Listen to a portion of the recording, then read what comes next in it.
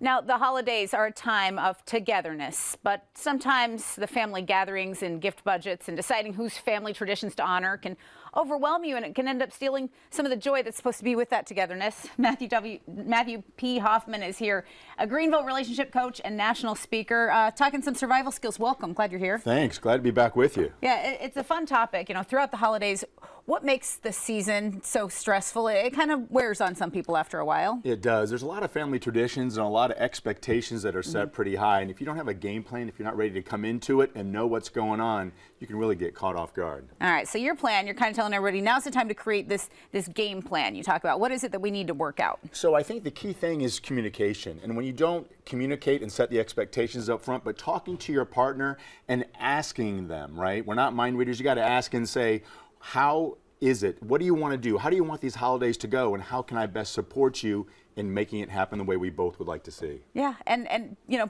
people have different ideas, but you can't expect the other person to know how you want Christmas morning to feel and how you want Thanksgiving dinner to go. In the family gatherings, it's really important, you say, to be on the same team as your partner. And in some cases, you said an idea of a code word is kind of a good thing. What can that get you out of if there's a code word? Well, you know, sometimes those family situations can be sticky and really uncomfortable. And if you talk about it with your partner, you can come up with a word or a phrase that means something to you. So if you're in over your head, you need a break, or things are going downhill and you need a rescue line, you can say that so they go, I need to step in and be there for my partner. And they can get you, or you can get them out of a situation that you're stressed about, concerned, or going to go sideways in. Yeah, and automatically I think walking in as a team like that, you know, whatever the day brings, you know, we're in this together. Absolutely. What about traditions? You say now's the time to have those conversations about, you know, sometimes different families follow different traditions and each side wants their own. Absolutely. You got to make sure you're honoring each other. So if I have a tradition that's important to me, my wife is aware of it and knows that I want to do it, or if there's something she dreads from her childhood and we're back with her family, I need to be there to support and help navigate that so she doesn't come out with a negative experience. And it's also good to come up with your own tradition, something that you do with your family. We've done that and we look forward to it, and our kids razz us about it, but we have fun because we've created this special time together and it has meaning for everybody in the family. Yeah, and also I'm sure sitting across from each other saying, what is your ideal way that these days play out? What do you want to avoid? And then you have those conversations up front and you know what to expect. Yeah. Now the presents, I know working out to the gift budget, sometimes that can be stressful when you're trying to be thoughtful, but your advice is focus on the experiences versus the things. Talk about some of that. Yeah, you know, there's never going to be a perfect gift. You're never going to say, oh my gosh, you got me exactly what I wanted. And also, even the magic of a gift fades after time. So when you're focused on creating experiences, you're going to remember the experience, the time you had, the feelings you shared, and the emotions that were behind it far after the luster of that gift has weared off. So gifts are nice and they're representative of something, but creating the experience is what really is the glue that's going to keep you held together and people will hold on to forever. Yeah, that makes a lot of sense. And gift giving is also an area where it would be okay to change tradition, maybe create new traditions, right? Absolutely. You can get agreement and talk about what is it that you want. Our family is recently, our kids are getting a little older, and we say, all right, one meaningful thing.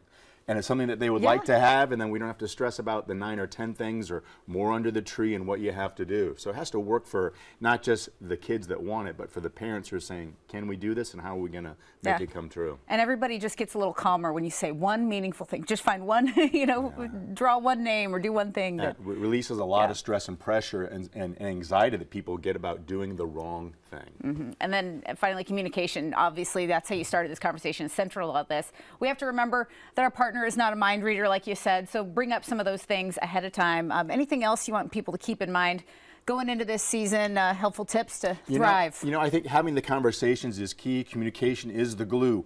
Ask the questions. Don't think you know what they want, but say, how can I best support you? What can I do to make this the best holiday season yet? And then take that feedback and make sure you're acting on it, giving them what they need. All right, excellent. This is all really good advice, and people watching go, why does he know so much? Well, you've authored some books.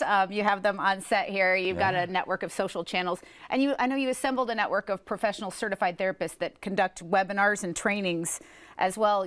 It's all about strengthening relationships. It is. What do you want people to know about the work you do? You know, we are committed to helping people find the keys so they can have the most successful successful relationships possible. And I really believe that the marriage is the center for the goodness, and it's overflowing into spillover thinking. The good in your relationship can spill over and help work, your community, your church, your family. So we really try to focus on making that relationship the best it can be and giving you the tools so you can see it happen. That's wonderful. Matthew P. Hoffman, thank you so much for being here for that insight. We're ready to brave those holidays, and people can learn more about you and what you do on your website. They can also follow you on social media. That information is on screen now. We'll also have it on accesscarolina.com. Beautiful.